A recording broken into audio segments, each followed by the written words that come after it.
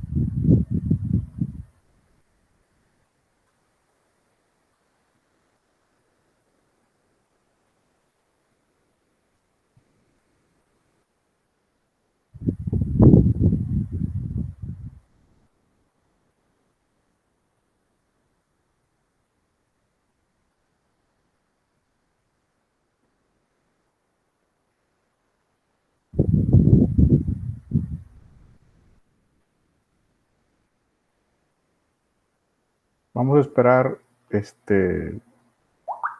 unos 4 minutos, que sean las 10:10. Si no, pues empezamos tú y yo, si no tienes inconveniente. Sí, está bien, no hay problema.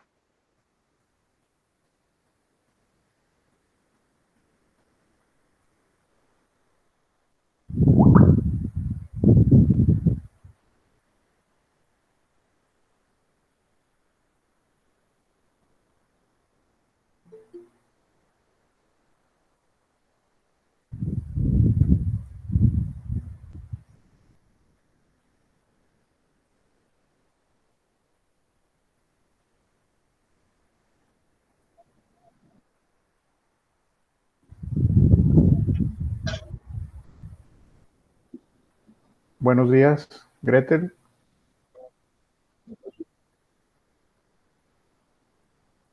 Buen día. ¿Qué tal? ¿Cómo están? Bien, bien, muy bien. ¿Y Bien, usted? también, gracias. Yo creo que somos poquitos. No pasa nada. Apenas 8 minutitos. Sí, buenos días, Vero.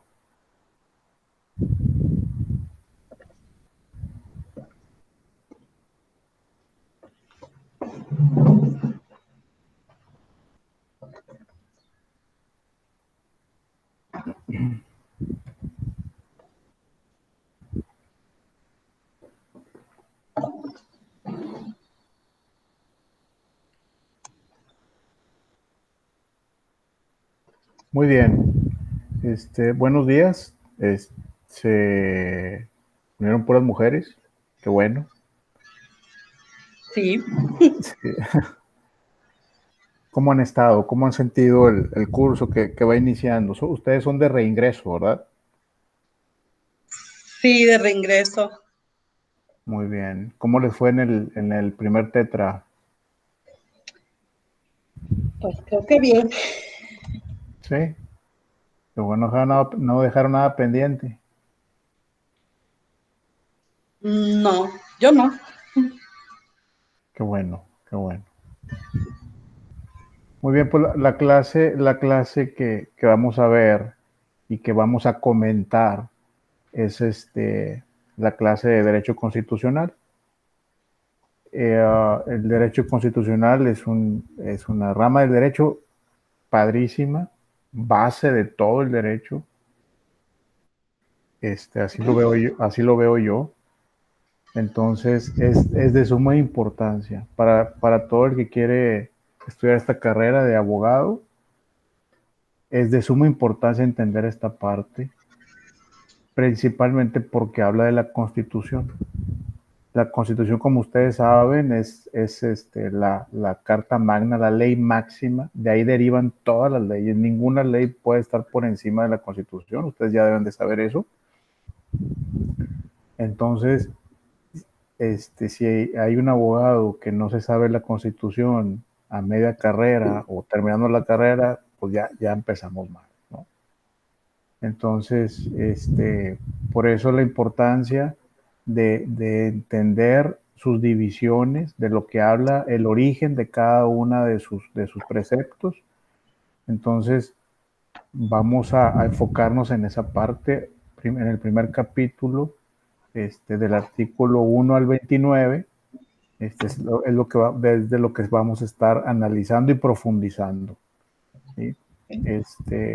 Ayer estuve revisando algunas cosas y me di cuenta que el temario y calendario que nos habían proporcionado nosotros como tutores estaba incorrecto. Entonces, avisé anoche y me dijo, no, efectivamente está mal, está equivocado. Vamos a mandarlos actualizados. Y ya me los mandaron y ya los integré ahí. No sé si alguien se dio cuenta que hubo cambios ligeros, muy ligeros, prácticamente igual. Pero por si alguien notó un cambio ahí, era eso, ¿no? Okay. Les voy a poner una pequeña presentación. Vamos a ver algún videíto ahí también que me gusta mucho a mí de una persona, un jurista especialista en derecho constitucional, del que yo respeto y sigo mucho, y me gustaría compartírselos para que, y van a ver cómo le van a clarificar mucho este tema de los primeros 29 artículos, entre que antes eran garantías individuales y ahora son derechos humanos. Les voy a compartir esa presentación.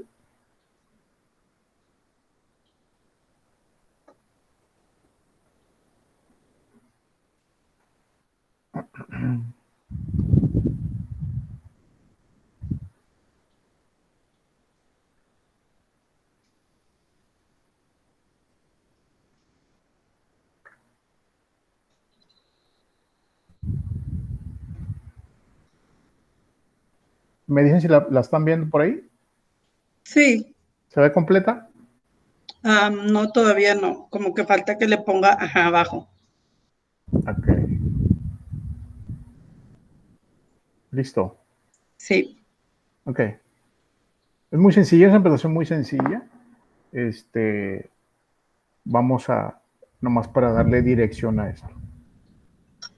Okay. Okay, bienvenidos. Ya nos saludamos. No sé si, perdón, no les dije mi nombre, pues ya lo deben de saber por ahí. Yo soy Juan Carlos Ramírez.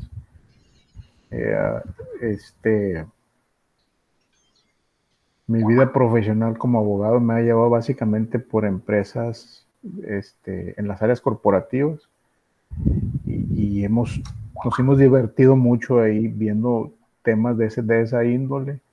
Y bueno, y ahora estamos acá dando clases, que es algo que a mí también me gusta mucho. Vamos a ver. La descripción de la unidad está enfocada a conocer y entender la Constitución Política de los Estados Unidos mexicanos. Analizaremos cada uno de sus artículos particularmente, y en este capítulo en particular del 1 al 29. El objetivo de esta unidad es analizar a detalle cada uno de los artículos del 1 al 29, que son los que se refieren a derechos humanos y garantías individuales. Los temas que la componen, vamos a analizar la razón y motivos por el cual trasladaron o cambiaron de nombre de garantías individuales a derechos humanos, que es la última reforma importante y muy grande que se le hizo a la Constitución, desde 1917 a la fecha. En ese inter se han hecho varias reformas, pero no tan importantes como esta.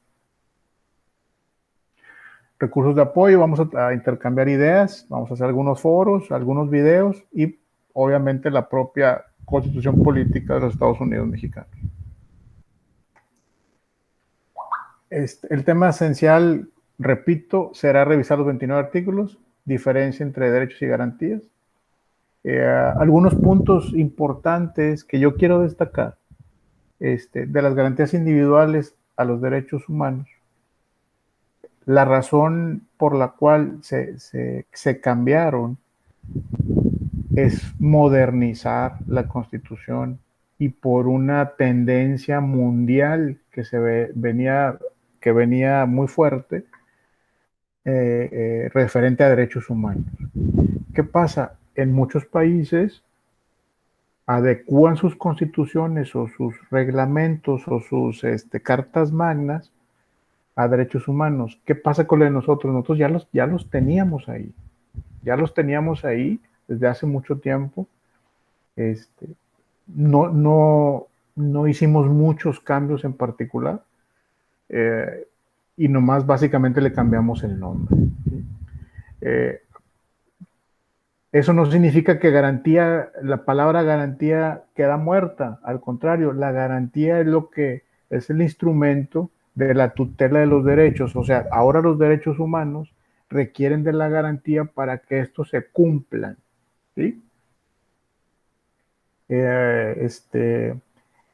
Uno de los cambios que fue muy importante de garantías a derechos humanos, por ejemplo, en el artículo 1 de la Constitución, antes utilizaba mucho los individuos serán sujetos de estos derechos. Utilizaba la palabra individuos, que los individuos pues somos todos nosotros, ¿no? Ahora le llaman personas, ya no son individuos, son personas. Entonces eso amplía las opciones de quién está sujeto a estos derechos, porque personas somos nosotros, pero también acuérdense que hay personas físicas, personas físicas que somos nosotros, pero también hay personas morales. O sea, ¿cuáles son las personas morales? Las empresas, ¿sí? Que les llaman personas morales o personas jurídicas. Las personas morales también tienen derechos humanos. Se escucha raro, pero sí. Un derecho humano, por ejemplo, el derecho de asociación, pues es una empresa, puedes asociarte a una empresa o las empresas entre sí se pueden asociar y está contemplado. Y como hay juristas, encontré que hay juristas que dicen, no, personas se refiere a personas físicas, pero la Constitución no lo define. Y cuando la norma dice el dicho jurídico que dice, cuando la norma no distingue, el intérprete no puede distinguir. Entonces, nomás dice personas. No dice personas físicas ni personas morales, dice personas. Entonces, hay artículos que son muy, ¿cómo se dice? Personalísimos, que conciernen solamente a las personas físicas, pero hay artículos más amplios que se le puede aplicar muy perfectamente a las personas morales, a las empresas, como les comentaba, el derecho de asociación, ¿sí? Todo ese tipo de derechos pertenece a las personas morales. Antes no estaba así contemplado. Ese es uno de los cambios muy importantes, y en todos sus artículos del 1 al 29, donde mencionaba individuos, ahora pone personas. Entonces tengan ustedes eso muy, muy claro, porque eso es base, eso es básico. ¿De acuerdo? Si les parece, les voy a poner un pequeño video en YouTube. Es muy largo, es de 1 hora, pero no vamos a verlo todo. Vamos a verlo la primera parte, que habla precisamente de esto que les estoy diciendo. ¿Les parece? ¿Sí me siguen? Sí, Sí, profe, aquí seguimos. Ok, de acuerdo. Dije, ya se fueron a tomarse un café o algo. Ah, no. Vamos a ver.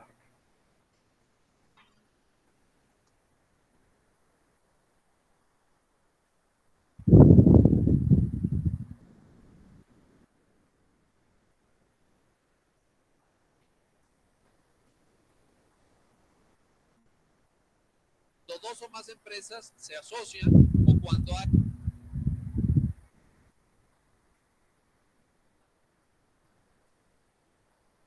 Este jurista se llama Miguel Carbonell. No sé si lo habían escuchado. Sí. No se ve la presentación del video. Sigue viéndose la presentación anterior. A ver, El déjame ver. PowerPoint. Él en su espacio. Me gusta compartir la ventana, dejar de compartir.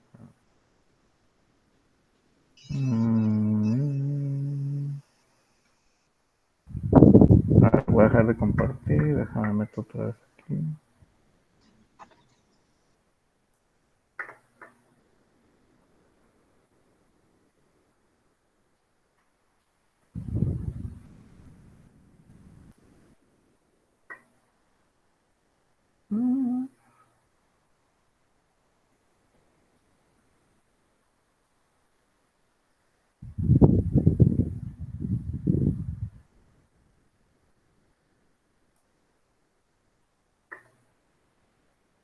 Ahora busco la...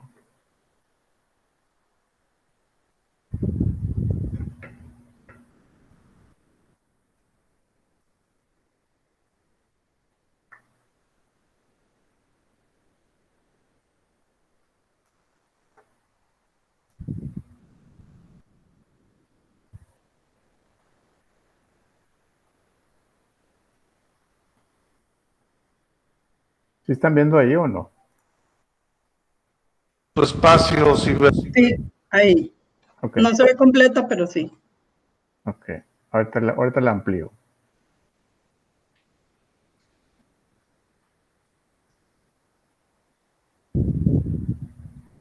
Es que me quiero brincar los saludos y todo eso. Un aplauso, claro que sí.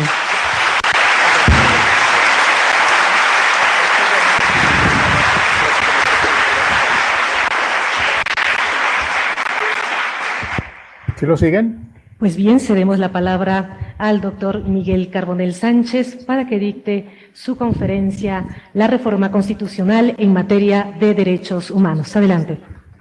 Bien, muy buenos días. Muchísimas gracias, señor director, por sus generosas palabras de presentación. Muchísimas gracias, maestros, por hacerme el honor de acompañarme esta mañana. Muy buenos días a todos. Saludo a los queridos amigos. Siempre veo con frecuencia cuando vengo a Puebla. A todos los compañeros de Twitter. Sé que hay varios tuiteros por aquí.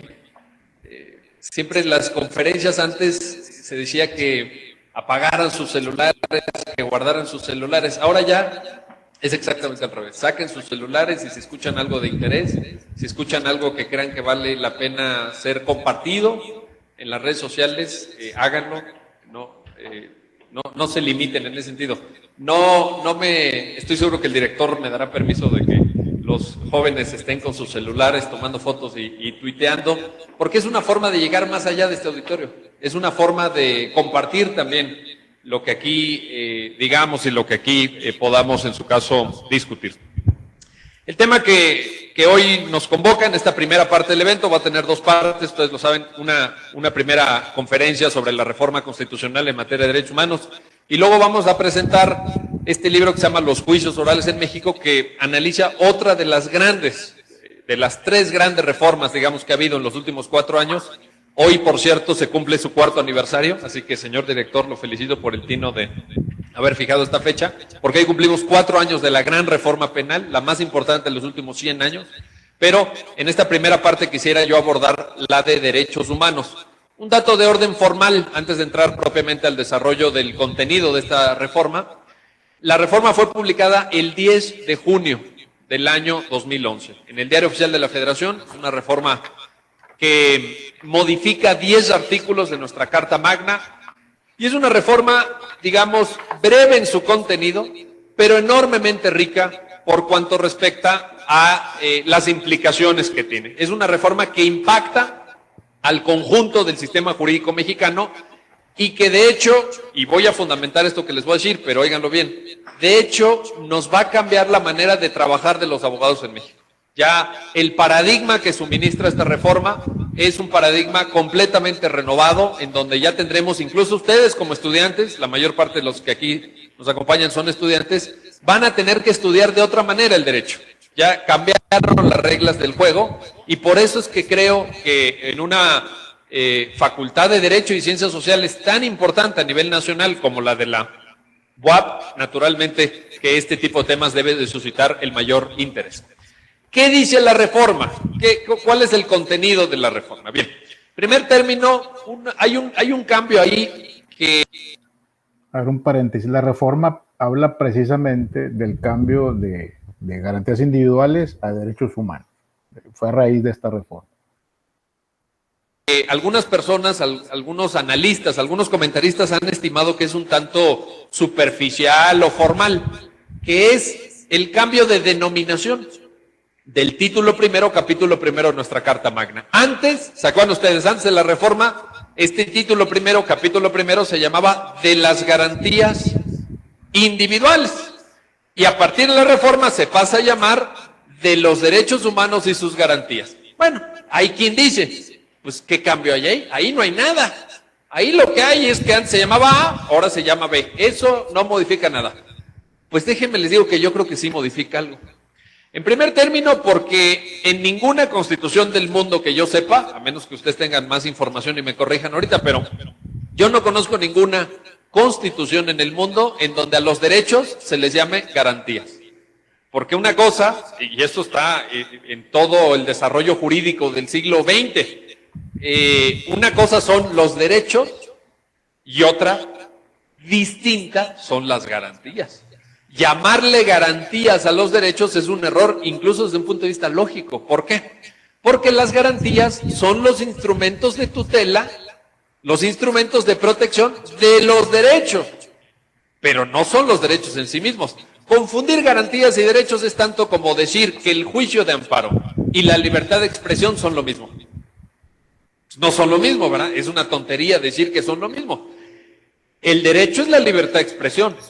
El instrumento de tutela para prevenir que se viole, o bien, si ya aconteció la violación, para reparar esa violación, es el juicio de amparo. De tal suerte que la reforma ya nos manda un primer mensaje. Una cosa son los derechos, otra cosa son las garantías. Segundo, la reforma incorpora un concepto moderno, un concepto que se usa en el ámbito internacional, se usa en los tratados, se usa en muchas constituciones, que es el concepto de derechos humanos. Es un mensaje modernizador, es un mensaje que creo que nos viene bien, porque nos pone al día respecto del constitucionalismo contemporáneo. De tal suerte que en estas dos líneas creo que está la justificación de por qué se dio este cambio. Por un lado, para ya permitir una diferencia clara entre derechos y garantías, y por otra parte para incorporar un concepto moderno que es este de derechos humanos. Varios de los cambios más sustantivos que incorpora la reforma están en el artículo primero de nuestra Carta Magna. Les voy a comentar algunos de ellos. En primer término, la reforma modifica al sujeto de los derechos. Fíjense nada más que importante. El sujeto de los derechos. ¿Por qué? Porque antes, el artículo primero, párrafo primero de nuestra Carta Magna, decía que el sujeto titular de las así llamadas garantías individuales, hoy derechos humanos, era, fíjense bien, el individuo.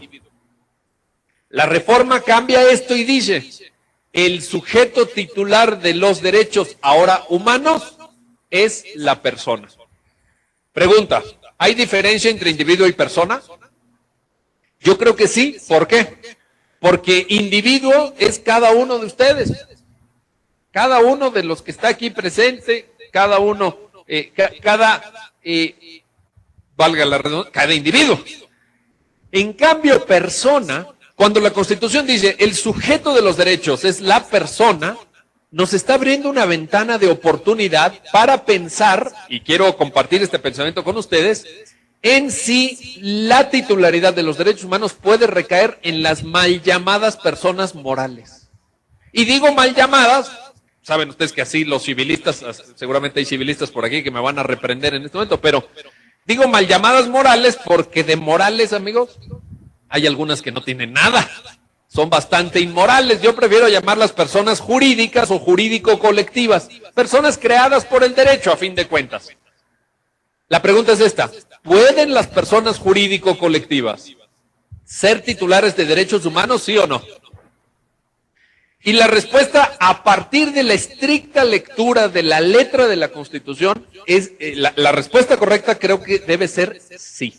Sí pueden ser sujetos titulares de derechos humanos las personas jurídico-colectivas. Ahora bien, si ustedes están ¿por qué? ¿Cuál es el fundamento? Ahora sí que como dicen, ¿va? Fundamentenme su dicho, abogado. Ahí les va.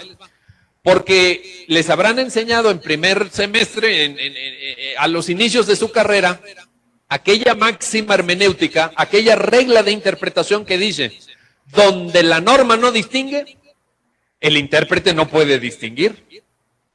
Y cuando nuestro artículo primero se refiere a personas, pero no a personas físicas, o sea, no distingue la norma, el intérprete no debe decir, no, pura persona física. ¿Dónde dice? Estamos introduciendo una distinción restrictiva de la titularidad de derechos y eso no es correcto. Por tanto, las personas jurídicas también pueden ser titulares de derechos humanos. Ahora, de todos los derechos humanos, y aquí sí una distinción. No de todos los derechos humanos. ¿De cuáles sí y de cuáles no? Solamente de aquellos cuyo ejercicio no tenga un carácter personalísimo. Ese sí, individual. Me explico. Las personas jurídicas, ahora que está tan de moda este asunto, no pueden ser titulares del derecho de sufragio. Porque el ejercicio del derecho de sufragio, o sea, emitir el voto, lo que ustedes y yo vamos a hacer en 15 días, es un ejercicio personalísimo. Walmart de México no va a ir a votar, ¿verdad? No le van a poner ahí una papeleta. Otra cosa es que intente influir sobre sus bueno, pero eso es otra cosa. O Volkswagen de México, ya que estoy en Puebla, o cualquier tipo de empresas, pues naturalmente no van a ir a votar. Por otro ejemplo. Artículo 18, párrafo primero. El derecho a la reinserción de los sentenciados o de los presos en la sociedad. ¿Puede una empresa ser encarcelada? No.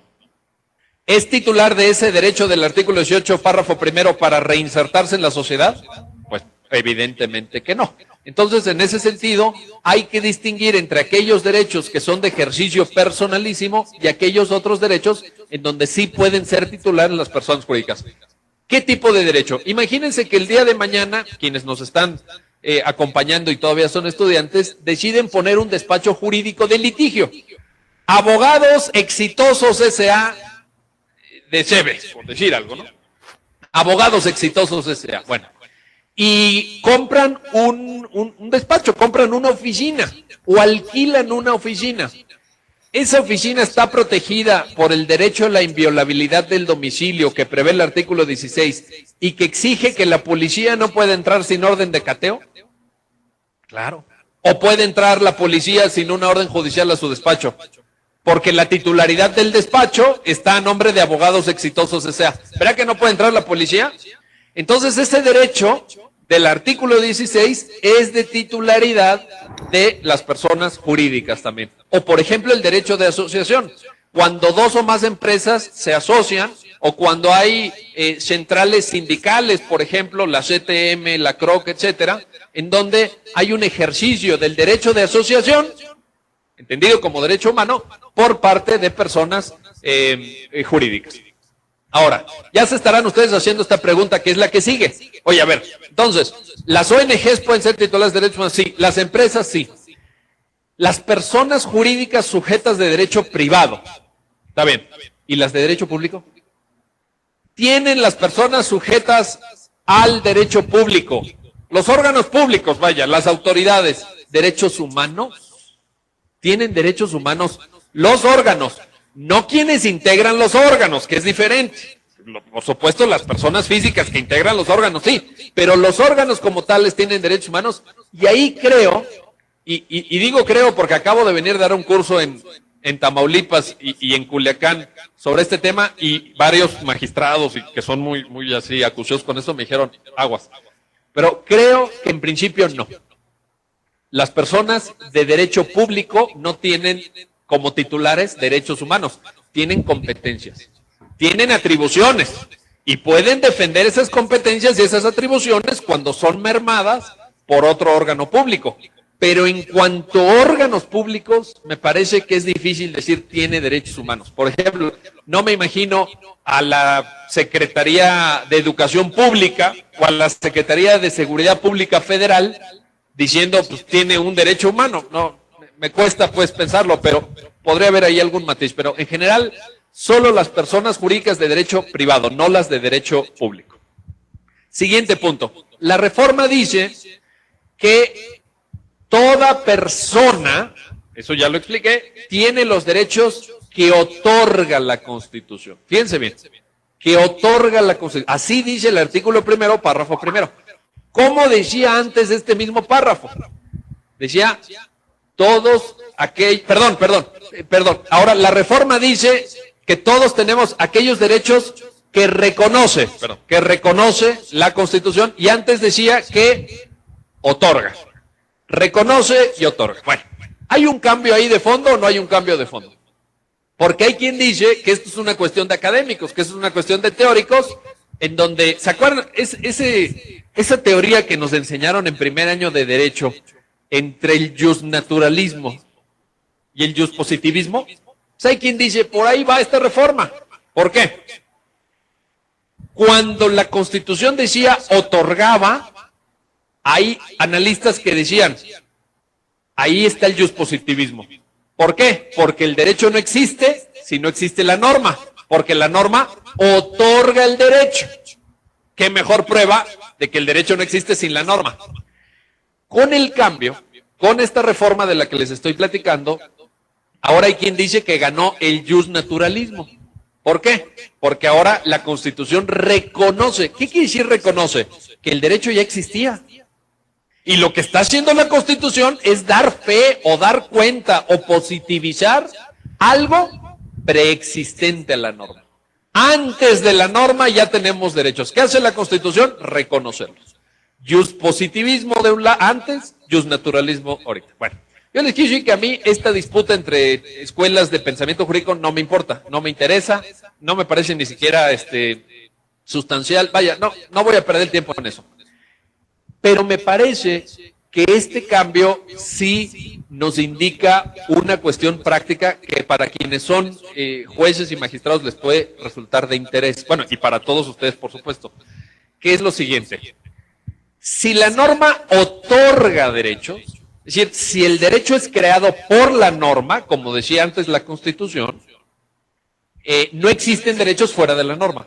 O sea, el listado de derechos es exhaustivo, no enunciativo.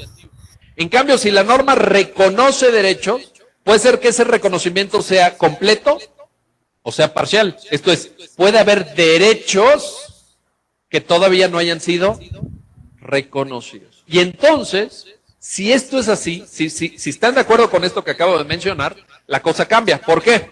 Porque estamos ante la posibilidad de lo que en otras latitudes se conoce como los derechos implícitos. Es decir, derechos que no están expresamente reconocidos por una norma jurídica, pero que se pueden desprender de alguna de estas normas por vía interpretativa, por vía hermenéutica. No estoy diciendo que los jueces se saquen de la manga derechos, no estoy diciendo que los jueces lleguen en la mañana a su juzgado y digan, a ver, ¿qué derecho voy a inventar hoy? No se trata de eso, pero sí se trata de poder discernir que el catálogo de derechos no es exhaustivo, sino que pudiera estar abierto a otro género de reconocimiento de la dignidad humana. Ahora, esto que les estoy diciendo no es nada teórico, no es que se me haya ocurrido hoy en la mañana. Está previsto en el artículo 29 de la Convención Americana de Derechos Humanos, o sea, el Pacto San José, que dice que el listado de derechos del propio pacto no se debe entender como la imposibilidad de reconocer otros derechos que sean concomitantes, que sean que se desprendan del principio de dignidad humana, por una parte. Por otro lado, la Suprema Corte ya ha reconocido derechos implícitos. Les voy a poner ejemplos. La Suprema Corte ha reconocido, y así dice la tesis de jurisprudencia relativa, que hay un derecho humano al libre desarrollo de la personalidad. Díganme ustedes en qué artículo está escrito eso.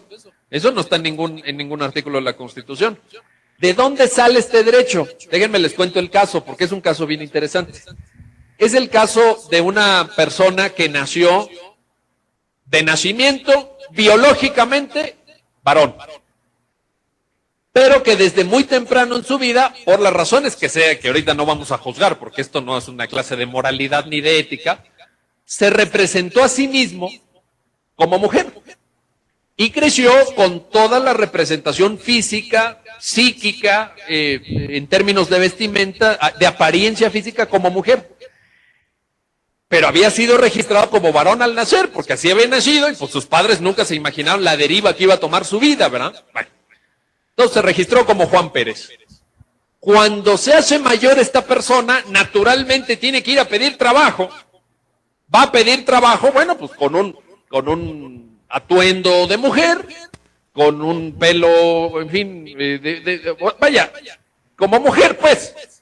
Y le dicen su credencial del IFE. Entonces saca la credencial, Juan Pérez. Ah, caray.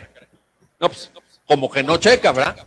Total, lo empiezan a discriminar hasta que él promueve una solicitud ante el registro civil y dice, cámbienme de nombre. Y el registro civil le dice, no, porque forma parte de la seguridad jurídica que uno se queda con el nombre con el que lo bautizaron a uno, ¿verdad? Otra cosa es el nombre artístico. Pero el nombre así oficial en el acta de nacimiento, y con ese nos bautizaron y con ese nos tenemos que quedar el resto de la vida. Le niegan el cambio. Promueven juicio de amparo. Y el juicio de amparo es atraído por la primera sala de la Suprema Corte, que le otorga el amparo con base en este derecho. El libre desarrollo de la personalidad. Bueno, porque se me olvidó contarles que esta persona en una etapa de su vida decide operarse. Decide acudir a los avances científicos que permiten el cambio de sexo, se opera y entonces ya incluso biológicamente, genitalmente, vaya, era una mujer. Entonces la Suprema Corte le ordena al registro civil, insisto, con base en este derecho, que le cambie el nombre y luego con ese cambio en el acta de nacimiento puede ir esta persona al IFE y cambiar su... O sea, se desencadenan una serie de consecuencias que ya le permiten vivir en consonancia con su propia representación de género. Bueno, no vamos a entrar ahorita si esto está bien o está mal, porque no es el caso. El caso es que la...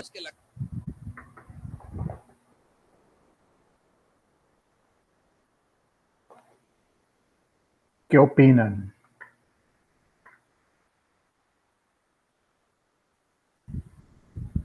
¿Sí me escuchan? Sí, profe. ¿Qué opinan? Está interesante, ¿no? Está interesante.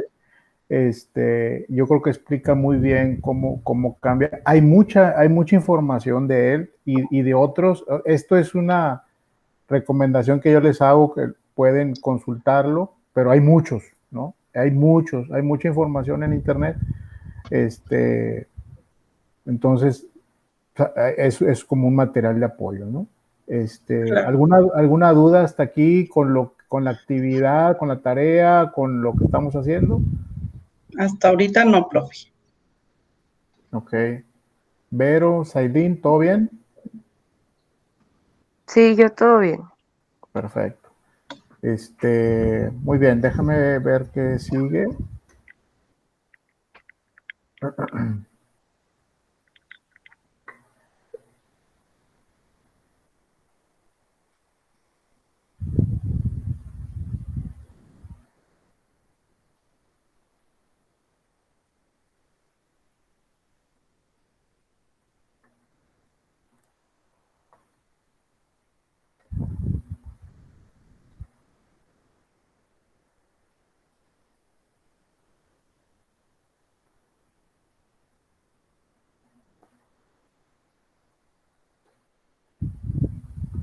Por ejemplo, en esta, ¿sí ven la presentación? ¿Sí me siguen? Sí, pero Ok, no se ve completa. ok. Ahí la ven ya, completa. Sí. Ok. Aquí les quiero mostrar lo que decía Jorge, el jurista, en el artículo primero, antes de la reforma, decían los Estados Unidos mexicanos, todo individuo gozará de las garantías que otorga esta Constitución, las cuales no podrán restringirse ni suspenderse, sino en los casos y con las condiciones que ella misma establece. Ahora con la reforma, si se fijan, dice en los Estados Unidos mexicanos, todas las personas, ya no puso individuo, ahora todas las personas gozarán de los derechos humanos, ya no son garantías, derechos humanos reconocidos en esta Constitución. Y luego aquí dice, antes decía otorga esta Constitución, ahora dice reconoce, que es lo que le decía el jurista, ahora reconoce, o sea, ya vienen desde antes, está reconociendo lo que ya se había hecho desde antes, reconocidos en esta Constitución y los tratados internacionales. Ahora nos hacen mención mucho de los tratados internacionales, los derechos humanos están también regidos por muchos tratados internacionales en los que México es parte. Es lo que dicen que México todo firma, todos los tratados internacionales que lo invitan, él firma todo. Que lo cumpla, bueno, eso es otra cosa, ¿no? Pero sí México pertenece y está inscrito en muchos tratados internacionales y más de derechos humanos. Entonces, ¿qué pasa con haciendo un paréntesis, cuando una persona es violentada en sus derechos humanos y en México no le hacen justicia, por decir así, ellos se pueden ir a buscar justicia a través de derechos o tratados internacionales en cualquier otro país. Y los otros países pueden hacer recomendaciones a México de qué hacer. Es difícil que lo puedan obligar, pero se hacen recomendaciones y cuando no pasa nada, México y el caso en sí, el asunto es exhibido pues, mundialmente. Entonces, pero bueno, esa es materia de otro asunto. ¿Alguna duda hasta aquí? No, profe. Muy bien. ¿Qué listas? Qué bueno. Yo aquí quise mencionar los artículos de manera muy resumida, del 1 al 29, y yo señalo pues de los más importantes para mí. Todos son importantes para mí, pues es el 1, el número 3, el 27. Revísenlos ustedes en su casa, cuando tengan tiempo. Tenemos todavía este día, miércoles, jueves, viernes, sábado, hasta el domingo. Yo lo que quisiera lo que quise transmitir en la actividad es revisar cada uno de los artículos y hacer un comparativo de cómo estaban antes de la reforma y cómo están hoy. Y de esa manera nos vamos a familiarizar con los artículos, que son vitales que lo sepamos, ¿sí? Y la otra es el sentido que le dio los derechos humanos ahora, que es lo que hoy se ve muchísimo, ¿no? Hace tiempo estaba viendo yo un video y que sí me dio hacía pena ajena, donde estaban en un tribunal, no me acuerdo en qué parte de México, saliendo así mucho movimiento de abogados y cosas de esas en los tribunales. Y a uno de ellos, o sea, bueno, hacen como un experimento y le preguntan como a 10 abogados, por ejemplo, que cuántos artículos tiene la Constitución. De los 10, solamente uno contestó. No sabían. Que no nos pase eso. Que no nos pase eso. Ustedes deben de saberse eso, siempre. Aunque no se lo sepan todos, pero el perdido, ¿cuántos son? Por eso esto es importante. Vamos a analizar del 1 al 29. En el otro capítulo vamos a analizar del 30 al no sé qué, ya no sé qué, a revisarlos todos. La Constitución tiene, ¿alguien sabe ahorita cuántos tiene la Constitución en total?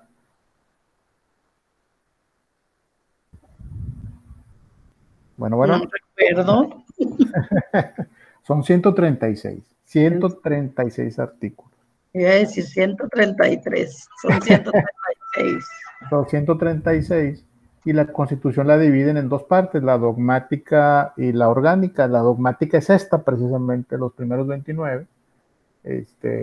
Sin embargo, más adelante vamos a ver eso. Hay juristas muy bien fundamentados que la dividen no en dos partes, la dividen como en 4 y otros la dividen hasta en 8.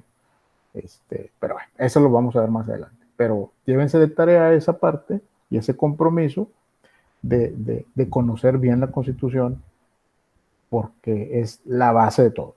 Ustedes están en la carrera de leyes, ¿verdad? O esa es una materia de otra carrera. Derecho. Es de derecho, ¿va? Están en derecho las tres. Muy bien. No me puedo pasar del tiempo. Déjame ver cómo vamos. Quedan 10 minutos. ¿Algo que quieran comentar? Creo que hasta ahorita no hay. Okay. ¿Ustedes son amas de casa? ¿Están estudiando? ¿Trabajando por otro lado? Todo junto. Todo junto. Sí. ¿Y cómo les ha ido con esto de la pandemia? Pues ahí adecuándonos a los cambios del trabajo desde casa. Sí. Está complicado, ¿verdad? Un poco, al menos en el tema educativo en el que yo trabajo, sí. Ajá, sí. Sí, hay muchos alumnos, sobre todo los de prepa, no están acostumbrados a la dinámica y les cuesta mucho trabajo. Sí, yo tengo 2 hijos, uno de prepa y uno que va a entrar a carrera. Y bueno, el de carrera se encierra en su recámara y ahí hace sus cosas, ¿no? Y el otro sí tienes que estarlo como arriando, ¿no? Órale, ya va a empezar y el otro. Mi esposa va a ver la que está ahí. Sí, no están acostumbrados, pero aparte hay escuelas que sí les están encargando demasiado contenido. Sí, así es. La Entonces, uni es una de ellas, mucho material. ¿no? Y pues siento de repente como que es muy fácil, ahí encárgales y órale, háganlo. Y pues, ¿quién les explica o qué? Pero bueno. Muy bien. ¿Alguna duda hasta aquí? ¿Algo que quieran agregar? Ya para cerrar. Bueno, solo igual si nos puede compartir el link del video para Claro. igual y verlo completo. Claro. De hecho, la plataforma se queda grabada. Digo, esta sesión síncrona se queda grabada.